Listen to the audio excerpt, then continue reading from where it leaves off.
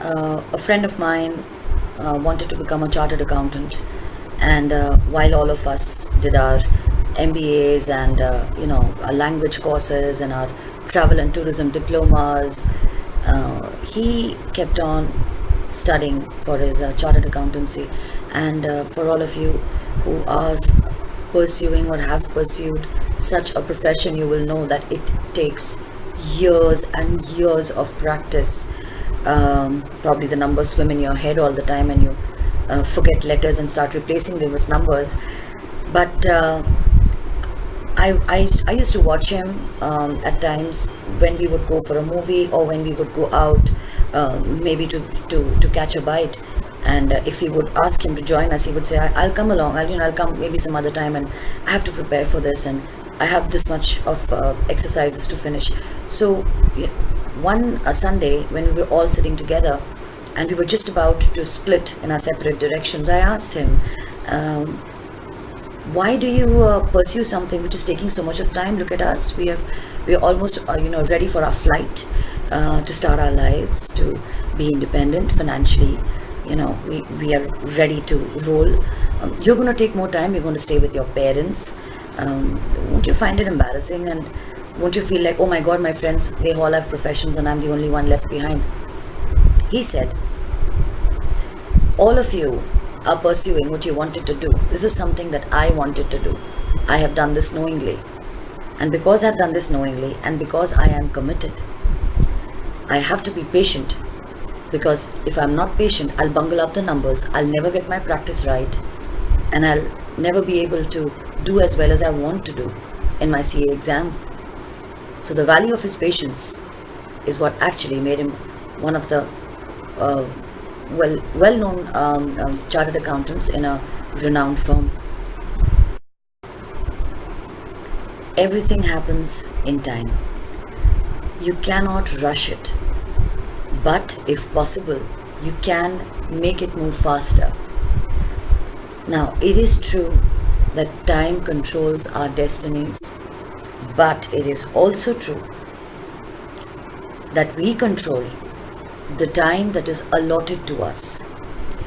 If there is a certain amount of time that you have with you, you can choose to use it any which way you want. You have to be accountable at the end of the day. But if you feel that you will be wiser to be patient after you have worked as hard as you possibly could, I think you will be on the right track. On the other hand, if you're impatient, if you feel, my God, I've worked so hard, why am I not getting the result yet? It's because, yeah, you guessed it right, it's not time yet. But if you have done what you were supposed to do, and if you bear that time gap between how hard you worked and the result with patience, I'm sure the result is going to be positive. Now,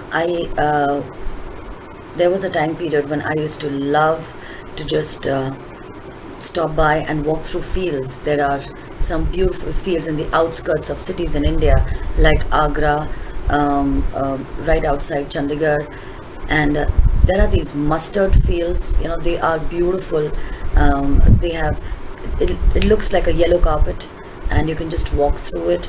So I was walking through it one day, and I saw a farmer, and they were singing a song in their native tongue. I couldn't understand much of it, so the gentleman who was with me was a Punjabi, and he told me that he was singing a song about how patience is this farmer's only company till the time it was time for him to harvest his crop.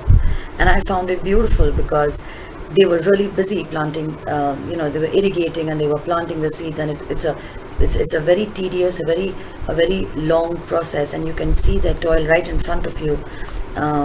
They're sweating, but they're laughing, they're enjoying. They know what they're doing is going to make them richer, happier. And a couple of months later, when I went back, I saw the same gentleman. He had a broad grin on his face, and I told him that the person that I was with, my friend, he told me that you were singing a song that patience was your only friend. So I really liked it. And he said that the day I decided to be a farmer like my father, that is the day he made me sit down next to him on the cot and sing the song with him, because he said the moment you plant the first seed till the moment you are ready with your sickle to remove the first crop once it harvests, this song will be your best friend. And I followed this trend for several years. I thought it was one of the best examples to give to you as to how valuable patience can really be if we let it. This acronym cult that we all seem to be inflicted with. You have texting with all kinds of short forms like GR and 8 is great. Then it took me a while to realize that WhatsApp is an app and it isn't what's up mispronounced. So I actually had one of my students come to me and say, please don't say that we're mispronouncing it, because I wasn't aware. For me, a mobile phone is a way to keep in touch. And texting, and talking about texting, nobody writes anything in full form anymore. Even OK is now K, and I'm sure you'll have tons of other examples. And I can't seem to come to terms with it, because I think it's an awful way of teaching the young generation how to be impatient. And we're encouraging them, by responding in a similar fashion. So I try and maintain complete sentences, as tedious as they may be, and they are tedious at times, but it is an effort that I try to take on an individual level, so that if nothing else, they feel that, hey, she took out the time to speak with me, to communicate with me without any shortcuts. Shortcuts are the worst way to practice. You can never practice patience and say that, oh yeah, I took a shortcut. And acronyms for me is a shortcut. Another example, video games. The moment you have a timer, hidden object games is an example where you have timers, and within say 15 minutes you have to find about 10 different objects from a screen. And the moment the TikTok, the time starts ticking, the person who's playing it begins to have sweaty palms and starts getting nervous. And why this nerve-wracking game needs to be played, I fail to understand. A game is supposed to be recreational, it's supposed to be fun, it is not supposed to be challenging. And I don't think it does much for your the level of your patience either. Impatience, if you practice it knowingly or unknowingly, or for whatever reason that is best known to you, it can cause a lot of damage to your system. It can cause a lot of damage to your nervous system. It can cause it can increase your stress levels. It can cause cholesterol problems. It can give you anxiety attacks and several other problems and diseases, which you don't want to go there, because coming back from that zone is going to be another time-consuming process, for which you will also require patience. So might as well, it is better to be safe than sorry. I had a foul temper once upon a time, until I became a parent. And for me, I had to train myself how to be patient, because children can try your patience very often, as all the parents know. And we ourselves weren't very sweet children when we were small. We were quite naughty. The first thing that I learned to do was unfist, because the moment you get angry, if you notice, you make fists and then keep them on your sides. So you unfist your hands, and once there is a regular blood flow, you need to control your breathing, regulate it. So instead of short bursts and breathing out air from here and here like a fire dragon, you need to take deep breaths. Take 3 deep breaths and then say what you have to say. Because if you're impatient, You're hurting yourself physically, and in a bout of anger, you might hurt the person with your words. So that's not good either ways. The value of patience for me, and I think it should be for you as well, is that it is a sign of respect.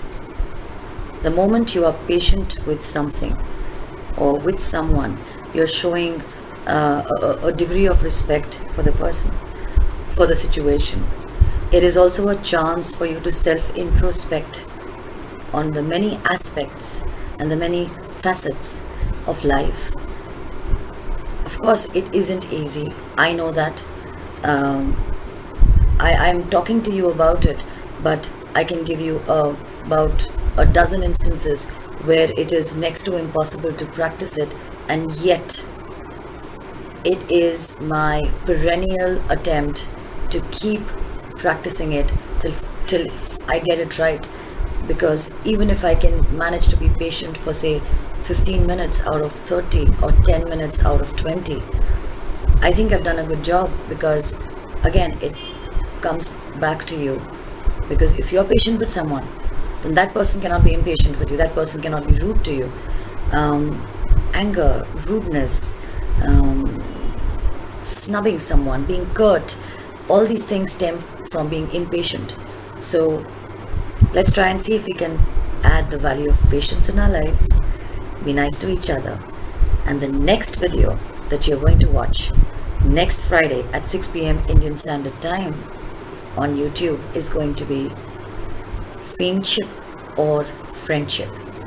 Again, this is going to be fun to make, because I have some personal instances and anecdotes which I have gone through, but I have two more people who are going to talk to me about it very shortly, so I'll be adding their examples as well. I hope you have a wonderful day. I hope you, on the other side of the globe, I hope you have a wonderful night. And thank you for watching, and I'll see you next week. Stay blessed. Bye now.